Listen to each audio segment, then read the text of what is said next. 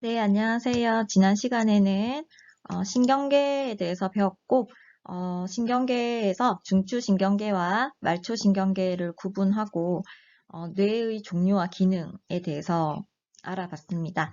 그래서 이번 시간에는 중추신경계 중에서 남은 척수하고, 그 다음에 말초신경계에 대해서 공부해 보도록 하겠습니다. 자, 지난 시간에 배웠던 뇌의 각 부위별 명칭과 기능을 간단히 보고 갈 건데, 이거는 우리 교과서에 사람의 뇌를 고무찰흙으로 직접 한번 만들어 보는 이런 탐구 활동이 있어서 가져와 봤습니다. 그래서 뇌모형 만들기라는 탐구 활동인데요. 네, 직접 탐구를 수행하진 않고 지난 시간에 배웠던 기억을 더듬어 보도록 하겠습니다. 먼저 대뇌는 추리, 기억, 상상, 언어와 같은 정신활동의 중추라고 얘기했었고요. 간뇌는 항상성 유지의 중추, 뇌교는 대뇌, 소뇌 사이의 정보 전달의 통로다. 그다음에 중간뇌는 안구, 홍채 운동과 같은 눈 운동의 중추가 되겠습니다. 그다음에 평형 운동에 관여한다는 것도 기억을 하라고 했었고, 손에는 수위 운동을 조절해서 평형을 유지한다. 평형의 중추고요. 그 다음에 연수에는 심장, 박동, 호흡, 소화와 같은 이런 생명활동의 중추이면서 목의 위쪽에서 일어나는, 즉 입과 관련된 활동들의 반사중추라고 이야기했었습니다. 그 다음에 연수의 기능을 보시면은 신경의 좌우 교차가 일어난다라는 얘기가 항상 나오는데 이거는 그렇구나 하고 기억만 하고 있으면 될 것 같습니다. 자, 그래서 이번 시간부터는 이제 척수, 그러니까 중추신경계 중에서 뇌에 관해서는 다 배웠고 지금부터는 척수에 대해서 한번 알아볼 건데요. 척수는 일단 감각기에서 받아들인 정보를 뇌로 보내고 또 뇌에서 내린 반응 명령을 반응기로 전달한다. 자, 이게 무슨 말이냐면 우리가 사람이 얼굴이 있고 이렇게 몸이 있잖아요. 몸이 이렇게 있으면 위에는 뇌가 있을 거고 여기는 척수가 있을 겁니다. 맞죠? 그러면은 뇌에서 그러니까 목의 위쪽에서 감각 신경을 통해서 들어오는 정보들은 척수를 거치지 않고 바로 뇌로 가면 돼요.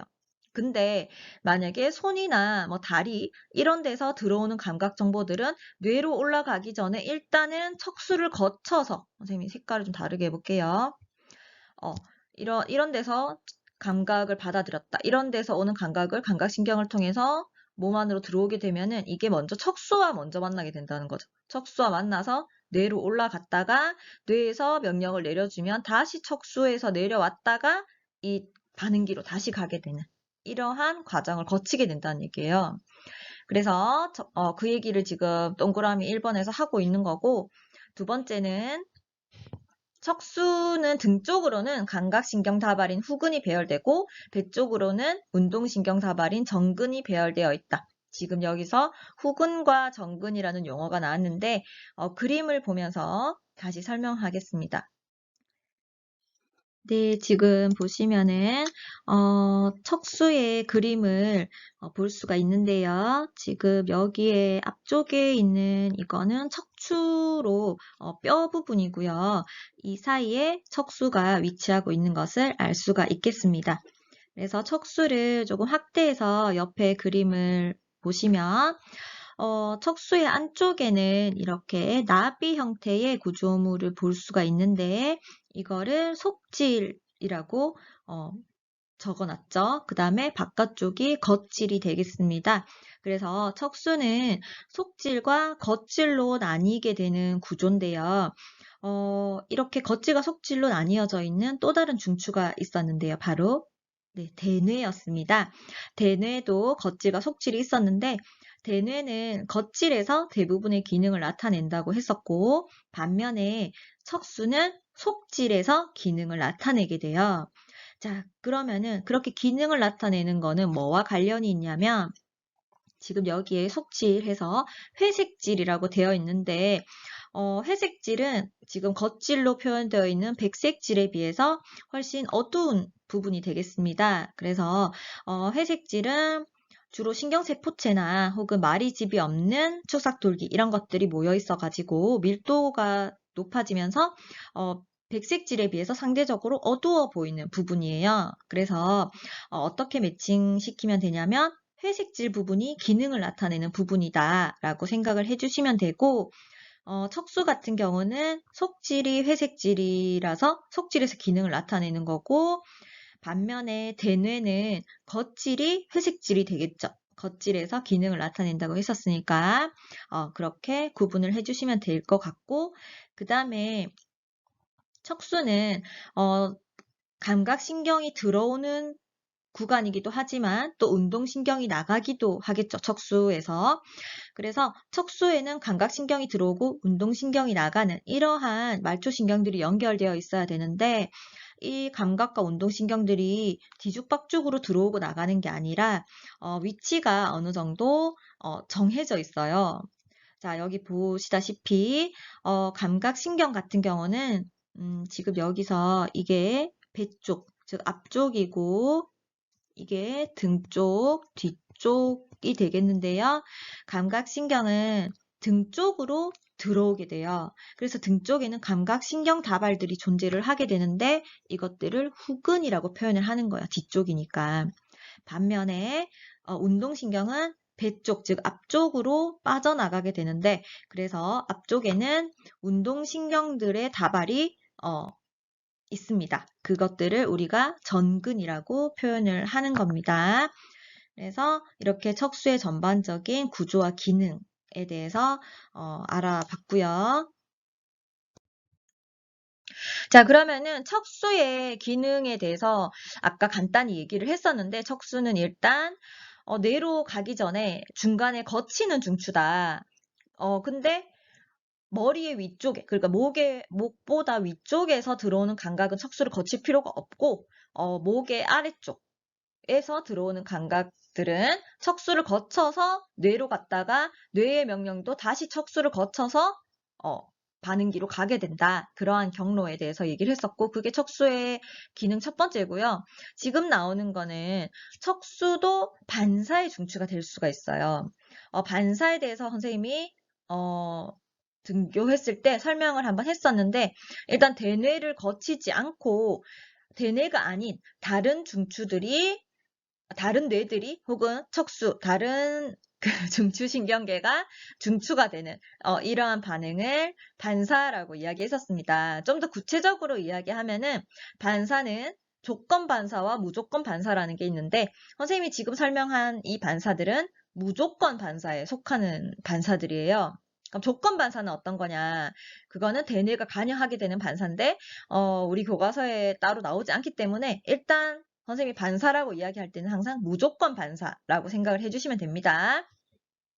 자, 그래서 지금 척수 반사의 예들이 나와 있는데 지금 우리 반사의 중추가 되는 뇌들을 지난 시간에 배웠단 말이에요. 일단은 중간뇌가 있었고요. 맞죠? 중간뇌는 안구운동의 중추, 안구 반사의 중추였고 그 다음에 연수가 있었죠. 연수는 입과 관련된 즉 침분비 혹은 하품, 기침 이런 것들의 반사 중추였어요. 그리고 나온 세 번째가 바로 척수 반사입니다. 그래서 척수 반사의 종류들은 지금 여기 보이는 것처럼 이런 것들이 있는데요. 색깔을 바꿀게요. 이런 것들이 있어요. 그래서 선생님이 지난 시간에 연수 반사는 목의 위쪽에, 즉 입에서 관련된 이런 반사들이라고 기억을 하라고 했던 게 척수 반사를 배우는 순간 연수의 반사와 헷갈려요, 막. 어떤 게 연수 반사고 어떤 게 척수 반사인지 헷갈리기 때문에 선생님이 연수 반사를 먼저 그런 식으로 기억을 하라고 했던 거고 척수 반사는 젖분비, 땀분비 그러니까 입과 직결되는 그 반사들이 아닌 거를 척수 반사라고 생각하면 돼요. 그래서 젖분비, 땀분비, 배뇨 반사, 움츠림 반사, 회피 반사라고도 하고 무릎 반사. 자, 이런 것들 간단하게 얘기하면은 젖분비, 땀분비 나을 거고 배뇨 반사는 오줌 누고 싶은 거. 맞죠? 그 다음에 움츠린 반사는 뭐냐면 어디 내가 막 뭔가를 하다가 가시에 찔렸어요. 가시가 아프죠? 가시 찔려서 그러면은 순간적으로 내가 손을 이렇게 놓게 된단 말이에요. 혹은 뭐 라면을 끓이다가 냄비를 잡았는데 생각지도 못하게 너무 뜨거웠다. 그러면은 손을 놓게 되죠. 그런 거를 다 움츠림 반사 혹은 회피 반사라고 얘기를 합니다. 그 다음에 무릎 반사는 여러분이 중학교 때 배웠을 것 같고, 무릎을 치면, 특정 부위를 치면 무릎이 위로 올라가는, 다리가 위로 올라가는 그러한 반사입니다. 이런 것들은 전부 다 내가 대뇌에서 생각해서 명령하는 게 아닌 척수가 먼저 중추로 작용을 해서 명령을 내려서 일어나는 반응들이라고 생각을 하면 돼요. 그러면은 척수 반사의 경로를 그림으로 보면서 다시 설명을 해보면 지금 이거는 뜨거운 냄비를 잡았을 때 상황인데 뜨거운 냄비를 내가 만졌어요. 그러면은 이 자극이 감각 뉴런을 통해서 일단은 지금 목의 밑부분이니까 제일 처음 만나는 중추가 척수잖아요. 뇌로 가기 전에 일단 척수를 만나야 되죠. 그런데 지금 이러한 상황은 너무너무 위급한 상황이기 때문에 뇌로 올라갔다가 다시 뇌의 명령을 받아서 다시 척수를 거쳐서 반응이 나타나기는 너무 시간이 오래 걸린단 말이에요. 그래서 이럴 때 좀 위급한 상황에서는 대뇌까지 올라가기 전에 먼저 척수가 그거를 인지라고 말하기 좀 그렇지만 척수가 그 감각을 받아들여서 반응을 내려버린다는 얘기예요. 그래서 지금 경로를 보면은 감각기를 통해서 색깔을 좀 바꿔볼게요. 일단은 피부를 통해서 이렇게 들어오게 되면 제일 처음에 척수랑 만나게 되고 이 척수에 있는 연합신경에서 뭔가 이거를 통과를 해서 운동 뉴런에 바로 명령을 내려서 손을 떼게 만드는 근육을 수축시켜서 손을 떼게 만드는 이러한 반응 경로가 바로 척수 반사의 경로가 되겠습니다. 그런데 우리는 뜨겁다고 느끼잖아요. 맞죠? 우리 냄비에서 손을 떼지만 순간 뜨겁다고 같이 느끼거든요. 그래서 뜨겁다고 느껴서 내가 뗀 것 같지만 실질적으로는 손이 먼저 떼졌고 뒤늦게 내가 뜨겁다고 느낀 거죠. 그게 너무 찰나기 때문에 똑같이 일어난 것처럼 보이지만 실질적으로는 손을 떼는 게 먼저다. 그래서 하지만 그렇게 척수가 명령을 내렸다 하더라도 이때 감각신경은 뇌로 올라가게 됩니다. 그래서 뇌가 뜨겁다고 느끼기도 한다는 거죠. 하지만 이 올라가면서 뇌의 오더를 받기 전에 먼저 척수가 이 반응을 내려버린다는 얘기입니다. 그래서 척수 반사의 경로는 이렇게 설명을 할 수가 있고요. 자, 우리 반사에 대해서 배웠기 때문에 한번 정리할 필요가 있을 것 같아서 수능 특강 65페이지에 있는 그 자료를 선생님이 캡처해서 붙였어요. 그래서 반응의 중추가 대뇌가 아닌 중간내, 연수, 척수 등에서 일어나는 그 반응을 무조건 반사라고 얘기를 합니다. 그래서 정리가 잘 되어 있는 것 같아서 선생님이 한번 들고 와봤고요. 척수 반사, 연수 반사, 중간내 반사 이렇게 구분하면 되는데 사실은 더 다른 반사들도 있지만 우리 교과서에서는 이거 3개 정도 기억을 하면 됩니다. 그래서 척수 반사는 중추가 척수고 당연히 연수 반사는 연수, 중간내 반사는 중간내죠. 그래서 이 반응들 뒤에 나오는 이 반응들을 여러분들이 너무 진하네. 너무 진하지만 이 반응들을 여러분들이 구분을 할 수 있으면 되겠습니다. 선생님이 다 설명했던 내용이라. 자, 그러면은 밑에 대뇌가 관여하는 의식적인 반응 경로와 그 다음에 대뇌가 관여하지 않는 척수 반사의 경로 2개를 비교해 놓은 그림인데요. 한번 보시면 먼저 피부로부터 자극이 들어와서 이제 의식적인 반응 경로로 먼저 보겠습니다. 피부로부터 이렇게, 잠깐만요. 피부로부터, 자, 잠시만요. 선생님 펜이 지금 잘 안 돼가지고, 자, 피부로부터 이렇게 자극이 들어와서, 의식적인 반응. 그러니까 내가 위급한 상황이 아닌 이런 상황에서는 다시 A를 통해서 들어와서 B를 통해서 대뇌로 가고요. 여기서 뭔가 교차라는 게 일어나게 되는데 이건 연수에서 일어나게 된다고 아까 한번 봤고요. 대뇌로 가서 또 C를 거쳐서 D를 거쳐서 여기 척수에 도달하면 그제서야 E를 통해서 반응기인 근육으로 가는 이러한 경로가 의식적인 반응의 경로고요. 반면에 우리가 손을 떼야 된다든지 압정을 밟았다든지 이런 식으로 좀 빠르게 반응이 일어나야 되는 이러한 상황에서 일어나는 척수 반사의 경로는 이렇게 먼저 피부에서 이렇게 들어와서 뇌까지 갈 시간이 없는 거예요. 그래서 척수에 있는 연합 뉴런을 이렇게 거쳐서 F를 거쳐서 E로 곧바로 진행되는 이러한 경로가 척수 반사의 경로가 되겠습니다. 그래서 두 경로를 구분할 수 있으면 될 것 같습니다. 자, 그러면은 우리 문제를 풀다 보면 이런 문제들이 이제 종종 나오니까 이해를 돕기 위해서 선생님이 하나 들고 와봤는데요. 먼저 반응의 경로를 한번 따져보겠습니다. 먼저 가는 축구 선수가 굴러오는 공을 보고 발로 찼다 이거죠. 그러면은 축구 선수가 일단 들어오는 공을 보는 게 감각기관이죠. 그러면은 공을 보는 감각기관은 눈이죠. 눈은 목보다 위에 있기 때문에 척수를 거칠 필요가 없습니다. 맞죠? 그래서 이런 경우에는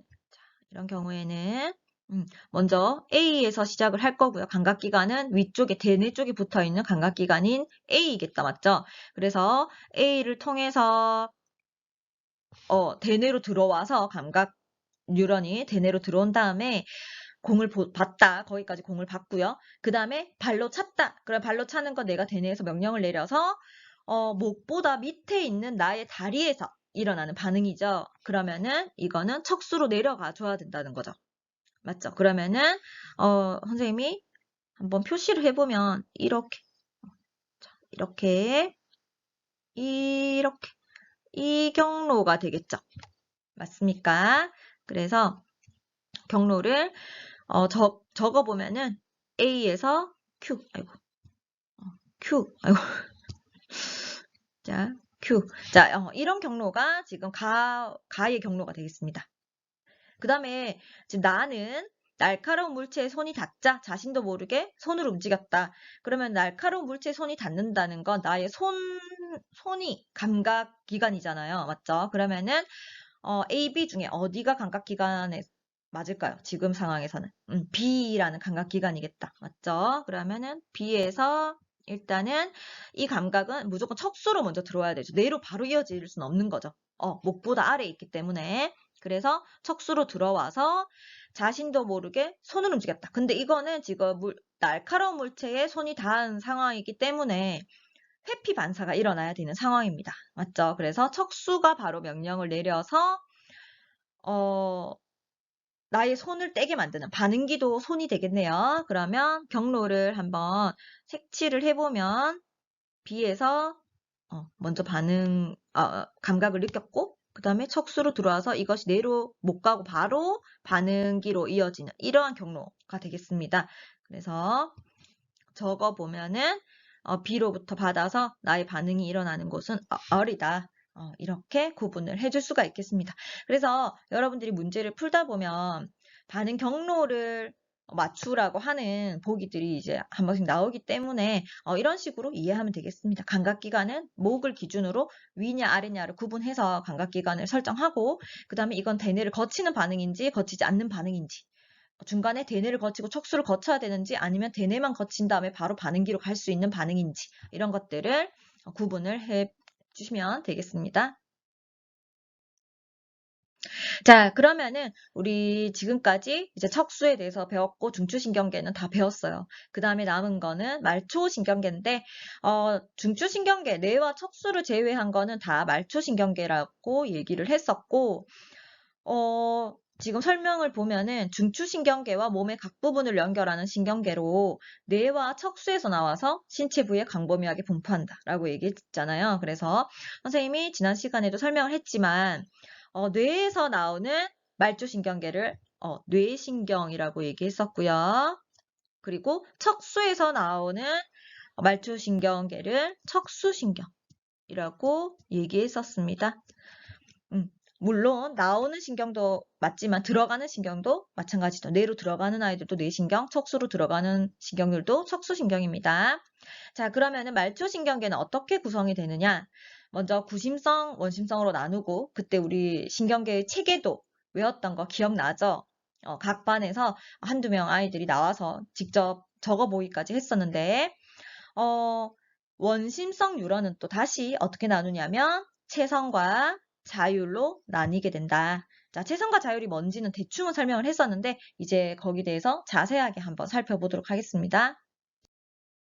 자, 우리 교과서에 체계도가 그려져 있는 건데 교과서에 있기 때문에 선생님이 들고 오긴 했는데요. 이거를 보시면 지금 체성과 자율로 나뉘어져 있는 상태에서 체성신경계 밑에 운동신경을 이렇게 둠으로 인해서 약간의 오개념을 유발할 수가 있지 않나. 왜냐하면 자율신경계도 운동신경이기 때문에, 즉 교감, 부교감. 여기서 처음 등장하는 용어들이 교감, 부교감 신경인데 자율신경계를 한 번 더 세분화하게 되면 교감신경, 부교감 신경이 돼요. 근데 이것들도 어차피 원심성 뉴런에 속하기 때문에 운동신경이거든요. 그래서 지금 이 체계도는 약간 헷갈리게 만들 수 있겠다라는 생각에 선생님이 지난 시간에 다른 체계도를 보여줬어요. 이거는 교과서에 있기 때문에 선생님이 한번 들고 와봤고요. 여러분들은 선생님이 지난 시간에 보여줬던 그 체계도를 기억해 주시는 게 아마 좀 헷갈림을 방지할 수 있을 것 같아요. 자, 그러면은 체성과 자율을 간단하게 이야기를 하면은 체성신경계는 어떻게 설명이 되어 있느냐면 이건 수능 특강에 이렇게 설명되어 있는 걸 선생님이 들고 온 건데 대뇌의 지배를 받아서 골격근에 아세틸콜린을 분비하여서 명령을 전달한다. 자, 여기서 이 신경전달 물질로 아세틸콜린이라고 하는 건 우리가 그때 근수축 할 때 이미 배웠었거든요. 골격근의 수축 배웠었잖아요. 그때 어떤 신경전달 물질에 그 자극을 받냐면 아세틸콜린이었다는 거 기억이 나는지 모르겠네요. 그거는 우리가 배운 거니까 당연히 기억을 해야 되고 지금 여기서 핵심 용어는 뭐냐면 골격근입니다. 자, 왜 선생님이 이걸 핵심 용어라고 얘기를 하냐면 체성신경과 자율신경을 사실은 의미적으로 구분을 할 때는 대뇌의 지배를 받냐 받지 않느냐. 자, 왜냐하면 자율신경계는 선생님이 지난번에도 얘기를 했지만 대뇌의 영향을 직접 받지 않고라고 얘기했거든요. 그래서 체성과 자율을 구분할 때 대뇌의 지배를 받고 안 받고 이렇게 의미를 생각해도 되지만 이렇게만 기억을 하면은 여러분들이 문제를 풀 때 좀 헷갈리는 상황이 생겨요. 언제 그런 일이 생기냐면 척수 반사를 보면은 헷갈리거든요. 조금 이따 다시 볼 거고요. 그래서 체성신경계는 그러니까 대뇌가 경로에 있으면은 체성신경이고 이렇게 기억을 하면 안 되고 체성신경계는 그 신경이 이어져 있는 반응기가 골격근이냐 아니냐를 보는 게 훨씬 여러분들이 문제 풀 때 정확도가 높아질 거예요. 다시 말해서 보겠습니다. 그러면은 다음 그림을 한번 볼게요. 다음 그림을 보기 전에 잠깐 자율신경계도 먼저 보고 갈게요. 자율신경계는 아까도 얘기했지만 대뇌의 영향을 직접 받지 않고 다른 뇌들의 혹은 척수의 조절을 받아서 조절하는 이런 신경계고요. 그 신경계 안에는 교감과 부교감이 있다. 이렇게 얘기를 했는데요. 선생님이 아까 얘기했던 이 체성신경계를 구분하는 방법을 이 그림을 아까 우리가 봤던 그림인데 다시 한번 보면서 설명을 해보도록 하겠습니다. 이게 뭐냐면 이거 경로는 아까 설명을 다 했었고 지금 여기서 지금 여기에 보이는 이 운동 뉴런 있잖아요. 이 운동 뉴런이 자율신경이냐, 체성신경이냐를 물어보는 문제가 굉장히 많아요. 자, 여러분들이 볼 때, 만약에 체성신경을 대뇌의 지배를 받는 신경이다라고만 기억을 하고 있다면, 지금 얘는 대뇌의 지배를 받은 게 아니라 척수가 중추가 되는 반응이기 때문에 이때 이 운동 뉴런을 자율신경이라고 생각할 수 있잖아요. 대뇌가 관여하지 않기 때문에.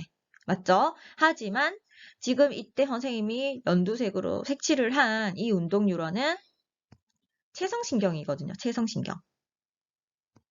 체성신경. 왜냐하면 내가 임의로 움직일 수 있는 근육, 즉 골격근, 근육 중에서도 골격근을 반응기로 가지기 때문에 체성신경이에요.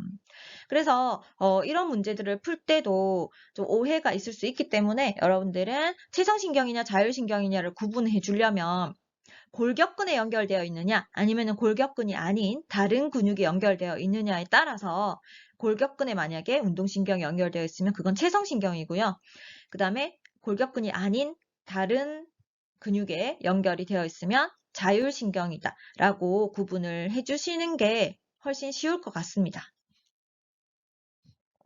자, 그러면 체성신경과 자율신경계의 생김새, 구조를 한번 볼 건데요.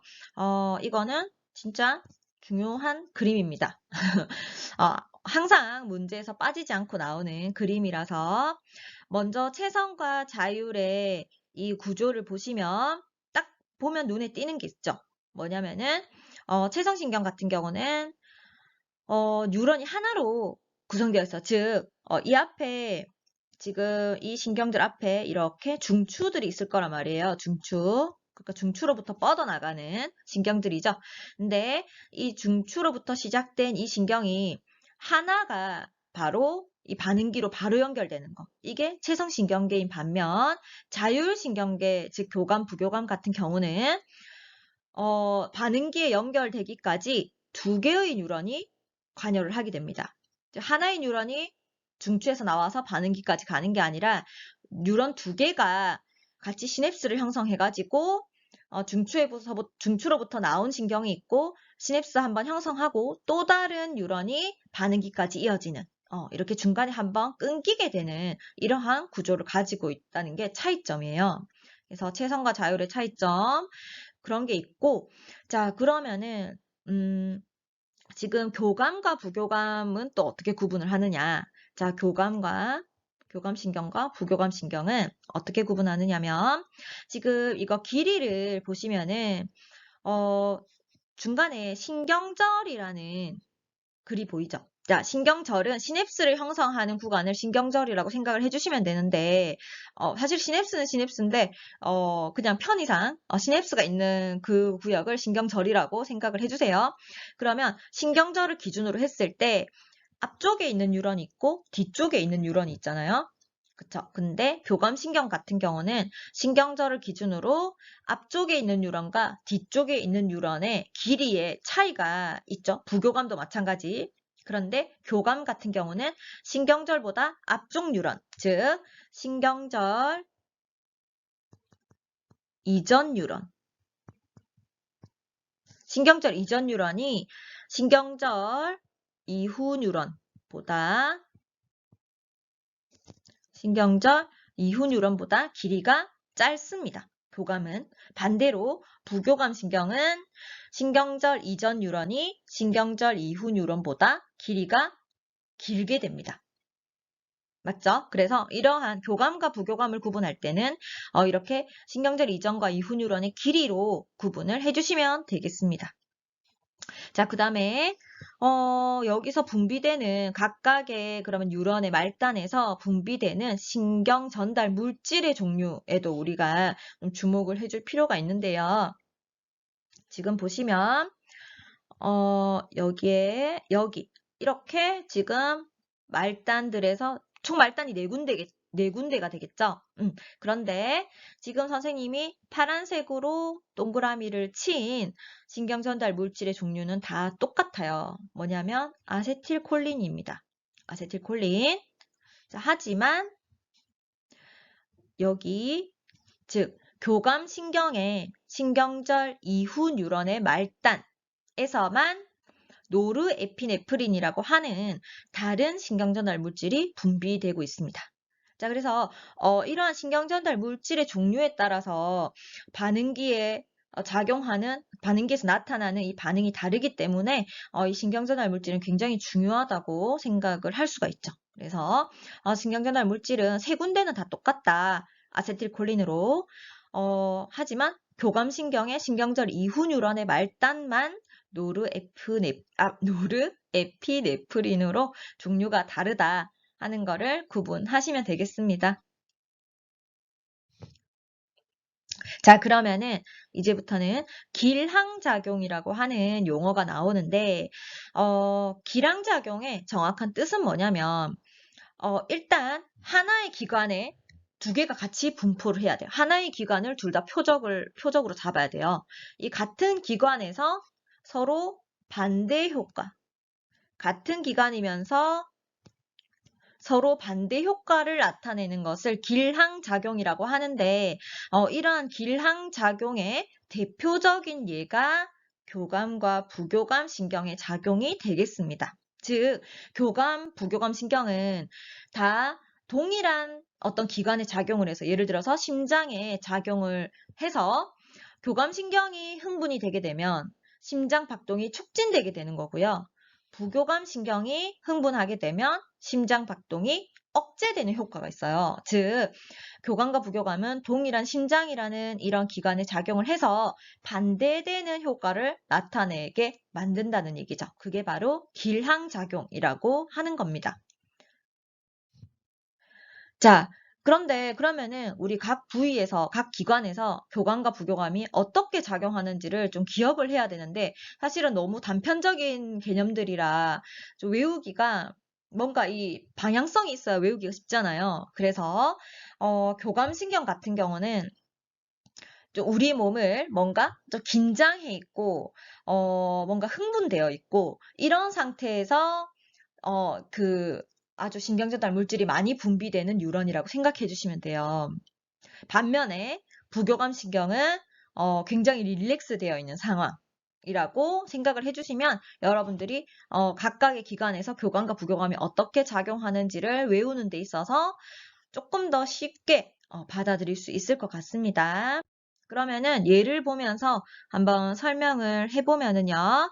지금 교감과 부교감들이 각각 동일한 기관들에 어떻게 작용하고 있는지가 나와 있는 그림인데요. 우리 교과서 그림입니다. 자, 먼저 동공에 작용을 했다라고 한다면 교감신경은 동공을 확대시킵니다. 우리 막 엄청 좋아하는 사람을 만났어요. 그러면은 뭔가 되게 우리 동공 확대된다 이렇게 얘기하잖아요. 되게 자기가 만나고 싶은 사람을 만나면 그것처럼 뭔가 흥분해 있는 상태. 교감신경은 동공에 작용해서 확대를 시키고 반면에 동공에 작용한다기보다는 이거는 뭐 홍채를 이렇게 바꾸는 건데 일단 동공 자체를 생각을 하면 동공 확대시키는 효과를 나타내고 반면 부교감은 동공을 축소시킵니다.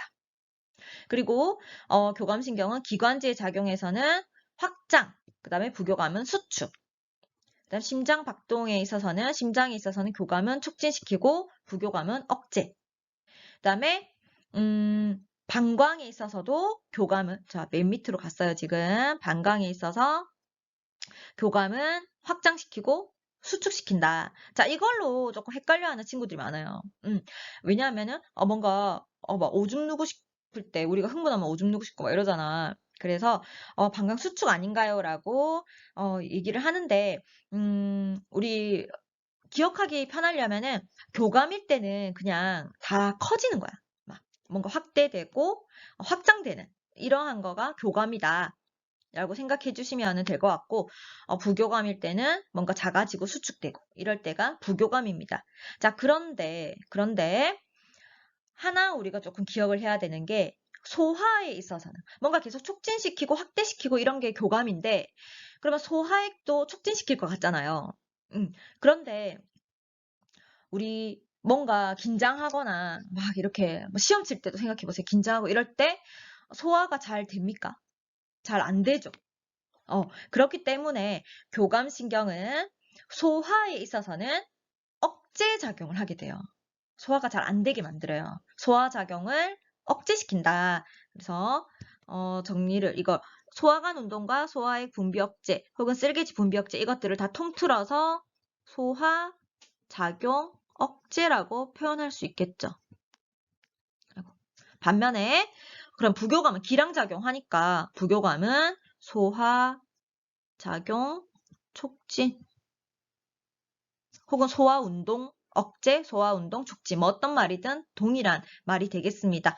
그래서 소화에 있어서만 조금 특이하기 때문에 여러분들이 기억을 하면 될 것 같고 나머지들은 다 뭔가 촉진시키고 확대시키는 건 교감이고 억제시키고 축소시키고 하는 건 부교감이다. 이렇게 기억을 해주시면 될 것 같습니다.